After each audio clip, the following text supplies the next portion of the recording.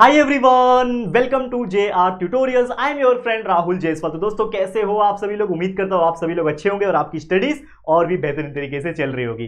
तो जैसा कि आप जानते हैं हम आपके लिए न्यू बैच स्टार्ट कर चुके हैं जिसमें हम लगातार कई सारे चैप्टर्स के लेक्चर वीडियोस लगातार आपके लिए अपलोड कर रहे हैं। वैसे तो पुराने वाले लेक्चर वीडियोस आज भी प्रेजेंट है, तो आप उसको भी देखो और आगे पढ़ते रहो। कंटिन्यूअसली सारे के सारे चैप्टर्स हमने अवेलेबल कर दिए हैं, पूरा सिलेबस पढ़ा के रखा हुआ है, तो उसको भी देखते रहो। लेकिन जो न्यू बैच हमने स्टार्ट किया उसमें बहुत ज्यादा एफर्ट्स लग रहा है, पैसे भी खर्च हो रहे हैं। आप देख सकते हो आपके लिए new digital board, all the setup with all cameras and all आपके लिए हमने किया है दोस्तों, ताकि हम आपका क्वालिटी और बढ़ा सके। पहले तो आपने 2-3 साल से आप लगातार व्हाइट बोर्ड वीडियोस देख रहे होंगे, उसको आप देख सकते हो कंटिन्यूअसली, कोई प्रॉब्लम नहीं है, क्वालिटी उसकी भी अच्छी है, लेकिन उससे भी बेहतर क्वालिटी के वीडियोस हम बना रहे हैं ताकि ये ऐसे वीडियोस सालों साल चल सके और आपको और आपके छोटे भाई बहन जो भी आने वाले रहेंगे उन सभी को हम ऐसे ही quality education free of cost दे सके बेहतरीन तरीके से। तो बस इस जर्नी में हमें सपोर्ट की जरूरत है, तो आप लोग जरूर से हमारा साथ प्यार बनाए रखना और ऐसे ही हम चाहते हैं कि आप ऐसे ही हमें सपोर्ट करो ताकि और भी बहुत सारी चीजें हम अचीव कर सके। ठीक है बच्चा?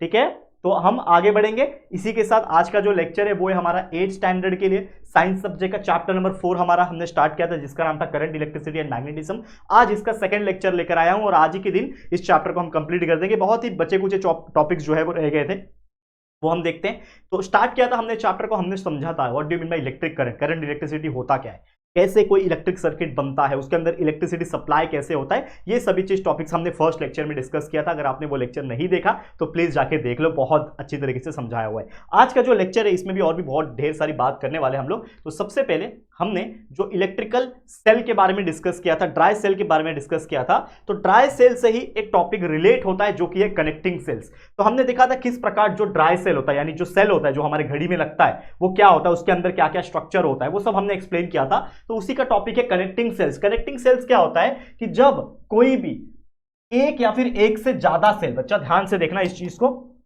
कभी भी ऐसा होता है एक से ज्यादा सेल्स आपस में कनेक्ट हो जाते हैं इलेक्ट्रिकल सर्किट के अंदर। मान लो कि कोई भी एक ऐसा चीज है, एक ऐसा इलेक्ट्रिकल सर्किट है। अब इलेक्ट्रिकल सर्किट कहां हो सकता है? आपके स्विच बोर्ड में हो सकता है, आपके कहीं भी इलेक्ट्रॉनिक जो कंपोनेंट्स होते हैं, आपका जो रिमोट होता है उसमें भी क्या होता है, इलेक्ट्रिकल सर्किट जो है वो हो सकता है। तो कहीं पे भी इलेक्ट्रिकल सर्किट है, वहां पे एक से ज्यादा अगर सेल्स को एक साथ कनेक्ट कर दिया जाए तो वो बन जाता है कनेक्टिंग सेल। इसीलिए इसका नाम क्या पड़ा है, कनेक्टिंग सेल्स। तो जनरल तौर पे हम ये क्यों करते हैं? देखो, कनेक्टिंग सेल्स क्यों चाहिए होता है? ताकि हम ज्यादा पोटेंशियल डिफरेंस को ऑब्टेन कर सके। जैसे मान लो कि मैंने आपको बताया कि जो हमारा ड्राई सेल होता है वो जनरल तौर पे कितना वॉट प्रोड्यूस करता है, 2 वोल्ट का इलेक्ट्रिसिटी, यानी 2 वोल्ट का चार्ज एक तरीके से सप्लाई करता है। 2 वोल्ट होता है खाली। अब 2 वोल्ट से हमारा क्या ही होने वाला है, नॉर्मल सा हमारा रिमोट कंट्रोल चलता है, बैटरीज माफ करना जो सेल्स होते हैं हमारे, उससे रिमोट चल पाता है, उससे छोटा मोटा घड़ी चल सकता है, यही सब चीज चल सकता है। लेकिन उसी अगर मुझे बैटरी से, मतलब उसी सेल से, 2 वोल्ट का एक सेल से मेरे को बहुत भारी भरकम चीज चलाना है, तो मैं क्या चला सकता हूं? नहीं चला सकता। कोई मशीन चला सकता हूं? नहीं चला सकता। तो अगर मुझे ऐसा है कि कोई ज्यादा हैवी इक्विपमेंट है, कोई ज्यादा ऐसा इक्विपमेंट है जिसमें वोल्टेज सप्लाई ज्यादा की जरूरत है, तो मैं क्या करूंगा, उन्हीं सेल्स को आपस में क्या कर दूंगा, जोड़ दूंगा। मैं क्या करूंगा, उन्हीं सेल्स को आपस में जोड़ दूंगा। तो इस तरीके का अरेंजमेंट होता है कि जब हम एक से ज्यादा सेल, एक ये सेल था, एक ये सेल था, ये इसका पॉजिटिव ऊपर की तरफ वाला साइड और ये वैसे ही उसको रखा हुआ है, तो क्या करना होता है, इसके पॉजिटिव को लेके आके कहां कनेक्ट करना होता है, उसके नेगेटिव टर्मिनल पे। यहां पे जो कनेक्शन होगा, लेकिन पॉजिटिव को नेगेटिव से जोड़ना होता है, यहां पे भी पॉजिटिव से नेगेटिव को जोड़ना होता है। तो इस तरीके से क्या होता है कि हमारे जो दोनों सेल्स है वो कनेक्ट हो जाते हैं किसके अंदर, सीरीज के अंदर, यानी एक के बाद एक कनेक्ट हो जाते हैं। वैसे आप पैरेलल में भी कनेक्ट कर सकते हो, that is the whole different concept, उसकी बात नहीं करेंगे। लेकिन कोई भी सेल्स को आपस में जब हम जोड़ते हैं तो पॉजिटिव से नेगेटिव टर्मिनल पे जोड़ते हैं यहां पे, और उस तरीके से क्या होता है कि वो जो सेल से क्या कनेक्ट हो जाता है, सीरीज में कनेक्ट हो जाता है। यानी कि जनरल तौर पे आप देखोगे तो रेडियो पुराने जमाने में होता था, अभी तो बहुत कम हो गया है, तो रेडियोस वगैरह में क्या होता है, 2 से 3 सेल जो है आपस में कनेक्ट किए जाते थे सीरीज के अंदर, ठीक है, ताकि हमें ज्यादा से ज्यादा पोटेंशियल डिफरेंस ऑब्टेन हो सके। तो एक सेल में होता है 2 वोल्ट, वैसे मैं 3 लगा दूंगा, 3 सेल ऐसे लगा दूंगा तो 2 + 2 + 2 क्या बन जाएंगे, 6 वॉट हमें मिल जाएगा, यानी हमें ज्यादा वोल्टेज या ज्यादा पोटेंशियल डिफरेंस मिल पाएगा। तो इस तरीके से जहां पे भी हैवी इक्विपमेंट्स होते हैं या फिर ऐसा कुछ रिमोट है या फिर कुछ ऐसा डिवाइस है जिसमें ज्यादा वोल्टेज सप्लाई की जरूरत है, तो वहां पे हम 2 से 3 सेल लगाते हैं। मेरे पास एक, आप देख सकते हो कि एक एसी का रिमोट है, ये एसी का रिमोट है। अगर इस एसी के रिमोट को मैं इसका पीछे का बैक कवर हटाता हूं तो आप देखोगे तो इसमें भी 2 सेल्स लगे हुए हैं। क्या लगे हैं? इसमें 2 सेल्स लगे हुए। अब इसमें 2 सेल्स क्यों लगे होंगे? ऑब्वियसली ताकि इसका वोल्टेज को बढ़ाया जा सके। सिर्फ एक सेल, अगर मान लो कि ये एक सेल में निकाल दो, ठीक है, ये एक सेल मैंने निकाल दिया। आप देख पा रहे हो इसका अरेंजमेंट कैसा है। ये जो है इसको बोलते हैं हम लोग कनेक्टर, या फिर इसको हम लोग बोल सकते हैं सेल होल्डर। देखो ये मैंने फोटो डिस्प्ले किया हुआ है, तो जितना ज्यादा चाहिए, जैसे इसमें आप 1 2 3 4 5 6 सेल लगा सकते हैं। मतलब 6 × 2 कितना होता है, एक सेल का 2 वोल्ट है, तो ऐसे 6 लगाऊंगा तो 12 वोल्ट बन जाएगा। यानी इसके अंदर सेल होल्डर के अंदर 6 में सेल ऐसे 6 सेल लगा सकता हूं, तो ये 12 वोल्ट बन जाएगा।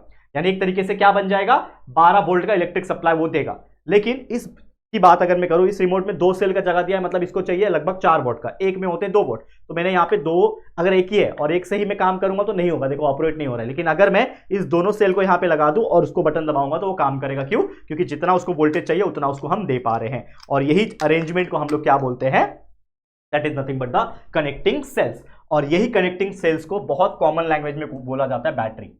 पता है बैटरी क्या होता है? Battery is nothing but the connection of cells. बहुत सारे सेल्स आपस में जुड़ जाते हैं तो उसको हम लोग बोलते हैं बैटरी ऑफ सेल्स। क्या कहा जाता है? Battery of cells. समझ में आ गया? बहुत सिंपल था। उम्मीद करता हूं कनेक्टिंग सेल्स क्या होता है, कैसे काम करता है और उसका वोल्टेज कैसे ऐड होता है, ये सब चीज हमने बहुत अच्छी तरीके से समझा दिया। अब आगे बढ़ जाते हैं। एक और बेहतरीन टॉपिक है जो कि है हमारा magnetic effect of electric current. जैसा कि आप जानते हैं इस चैप्टर में हम लोग को सिर्फ करंट इलेक्ट्रिसिटी नहीं पढ़ना था, हमें magnetic effect of electric current यानी मैग्नेटिज्म भी पढ़ना था।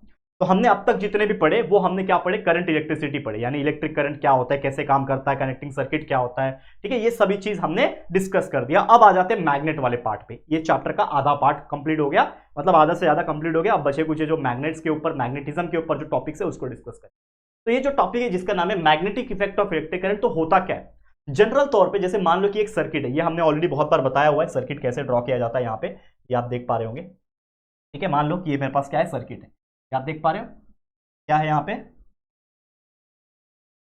पे क्या है, ये एक बल्ब है, ठीक है, जो कि हमने आपको बना के बहुत बार दिखाया हुआ है। आपके पास क्या है, एक बल्ब है। अब होता क्या है कि जब भी मैंने एक वायर के थ्रू एक सर्किट बनाया, जैसे हमने स्टार्टिंग के लेक्चर में बताया था, फर्स्ट लेक्चर में इलेक्ट्रिक सर्किट क्या होता है, कैसे बनाते हैं, तो ये एक इलेक्ट्रिक सर्किट है नॉर्मल सा। ये उसमें स्विच है, ये की का काम करेगा, की, और ये क्या है, बैटरी है। देखो ये दिख रहा है आपको, ये बैटरी है, प्लस, ठीक है, दिख रहा होगा आपको, तो ये बैटरी है। अब इस सर्किट के अंदर मैंने एक बस एक्स्ट्रा चीज जोड़ दिया है इसमें, जो कि है एक मैग्नेटिक नीडल। ये जो दिख रहा है आपको, ये एक मैग्नेटिक नीडल है, यानी चुंबक का बना हुआ एक सुई, जो कि जनरल तौर पे कंपास जैसा होता है आपका, ये आपको बताता है डायरेक्शन कैसा है, वैसे ही मैग्नेटिक नीडल है। तो होता क्या है, कंसेप्ट क्या बोलता है, कंसेप्ट ये बोलता है कि जब भी कोई कंडक्टर, कंडक्टर मतलब जिसमें करंट पास हो सकता है, उसमें से अगर जो इलेक्ट्रिसिटी है अगर फ्लो हो रहा है, देखो डेफिनेशन क्या बोल रहा है कि जब भी कोई करंट फ्लो होता है, इलेक्ट्रिक करंट फ्लो होता है कोई वायर के अंदर, और वायर क्या होना चाहिए, कंडक्टर होना चाहिए, यानी ऐसा वायर जिसमें से इलेक्ट्रिसिटी पास हो। आप प्लास्टिक का वायर लेके आ जाओ, उसमें इलेक्ट्रिसिटी पास होगा क्या, नहीं होगा। तो वायर होना चाहिए कॉपर का, एल्यूमिनियम का, आयरन का, ऐसे वायर्स होने चाहिए।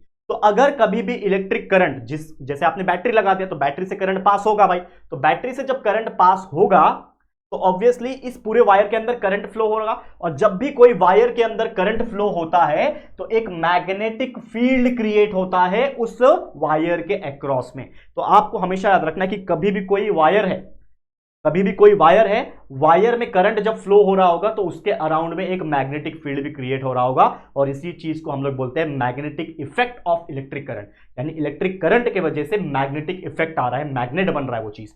तो होता क्या है कि जनरली ये जब आप करोगे, वायर लगाओगे, मतलब करना मत, लेकिन जनरल तौर पे समझ के ले लो कि वायर के अक्रॉस में आपने बैटरी लगा दिया, स्विच ऑन कर दिया, अब आपका बल्ब क्या करेगा, ग्लो करेगा। आपका जो बल्ब है वो क्या करेगा बच्चा, ग्लो करेगा। मतलब ये तो आपको समझ में आ गया होगा, ग्लो क्यों करेगा, ग्लो इसलिए करेगा क्योंकि आपने क्या कर दिया, स्विच को ऑन कर दिया। तो जब आपने स्विच ऑन किया तो ये जो बल्ब है वो क्या करेगा बच्चा, ग्लो करने लगेगा। मान लो ये बल्ब जो है ग्लो करने लगा। अब आपको पता चल गया कि करंट जो है फ्लो हो रहा है वायर के अंदर। तो जब करंट वायर में फ्लो हो रहा है, इसका मतलब ये जो आपने मैग्नेटिक नीडल वहां पे लगाया हुआ है, तो इसके अंदर जो सुई है, जो आपको शायद नहीं दिख रही होगी, इसके अंदर एक सुई है, एक मैग्नेट की क्या है, सुई है, एक नीडल है, ठीक है। एक वहां पे क्या प्रेजेंट है, एक नीडल प्रेजेंट है। वो नीडल का काम क्या है, डिफ्लेक्ट करना, ठीक है। एक सुई है, ऐसा कांटेदार सुई है। तो जैसे ही आपने स्विच ऑन किया, वायर के अंदर करंट फ्लो हुआ, तो वो नीडल जो है वो डिफ्लेक्ट करेगा, यानी हिलने लगेगा। जैसे ही आपने स्विच ऑफ किया तो ये जो नीडल था ये कुछ नहीं करेगा। क्यों? क्योंकि करंट फ्लो नहीं हो रहा है। जैसे स्विच ऑन किया, वायर में करंट आ गया, करंट आने की वजह से ये मैग्नेटिक नीडल डिफ्लेक्ट होगा, ठीक है। जैसे स्विच ऑफ किया तो ये रुक जाएगा। स्विच ऑन किया तो घूमने लगेगा, स्विच ऑफ किया तो ये रुक जाएगा। तो इस प्रकार की चीजें होती है, जिससे हमें क्या पता चल गया कि whenever the current flows in an wire, whenever electric current flows in a wire, magnetic effect create हो रहा है, यानी उसके अंदर मैग्नेटिक प्रॉपर्टी आएगी, और मैग्नेटिक प्रॉपर्टी आएगी तो वो निडल हिलेगा। आप डायरेक्ट एक चुंबक लेके आ जाओ, मैग्नेट लेके आ जाओ, वो भी इसके आसपास रखो तब भी हिलेगा। क्यों? क्योंकि मैंने एक मैग्नेट लेकर आया। लेकिन अगर मैं मैग्नेट नहीं भी लाता हूं, सिर्फ वायर के अंदर करंट को पास करता हूं, तो भी क्या हो जाएगा, एक इलेक्ट्रिक करंट प्रोड्यूस हो जाएगा और एक मैग्नेटिज्म आएगा उसके अंदर। समझ में आ गया? इस प्रॉपर्टी को हम लोग बोलते हैं magnetic effect of electric current. इस property is known as magnetic effect of electric current. वाह, क्या समझ में आ गया? चलो अब यहां पे देखो, एक और यहां पे दिख रहा है डायग्राम। इसमें क्या है, एक बैटरी है, एक सेल ले लो, बैटरी ले लो, जो भी है। ये वायर एक कनेक्ट किया गया है एक नेल के थ्रू। ये क्या है? नेल है। नेल मतलब क्या होता है बच्चा? एक खीला। नेल पता है ना, एक खीला है। ये एक खीला है और वो खीले के ऊपर वायरिंग किया हुआ है, जैसे स्प्रिंग होता है ना, वैसे वायरिंग किया हुआ है। उसका एक एंड को नेगेटिव से और उसी वायर का एक एंड को पॉजिटिव टर्मिनल से कनेक्ट किया गया। ये नेगेटिव, ये पॉजिटिव कनेक्ट कर दिया। अब हो गया क्या कि भाई जब वायर कनेक्ट हो गया मतलब सर्किट कंप्लीट हो गया, और सर्किट कंप्लीट हो गया मतलब इस वायर के अंदर अब इलेक्ट्रिसिटी घूम रहा होगा, करंट घूम रहा होगा। इसके अंदर जब करंट घूमेगा तो इस नेल के ऊपर जब करंट, ये जो वायर जब लपेटा हुआ है उस नेल के ऊपर, तो इस नेल में क्या आ जाएगा, एक मैग्नेटिक प्रॉपर्टी आ जाएगी। क्योंकि अभी अभी हमने पढ़ा कि whenever the current flows in a wire, तो उसके आसपास में क्या आ जाता है, एक मैग्नेटिज्म डेवलप होता है, यानी मैग्नेटिक इफेक्ट आ जाता है। तो इस मैग्नेटिक इफेक्ट के कारण इस नेल, ये जो नेल है ये एक बन जाएगा टेम्पररी मैग्नेट। क्या बन जाएगा? ये काम करेगा एक टेम्पररी मैग्नेट का।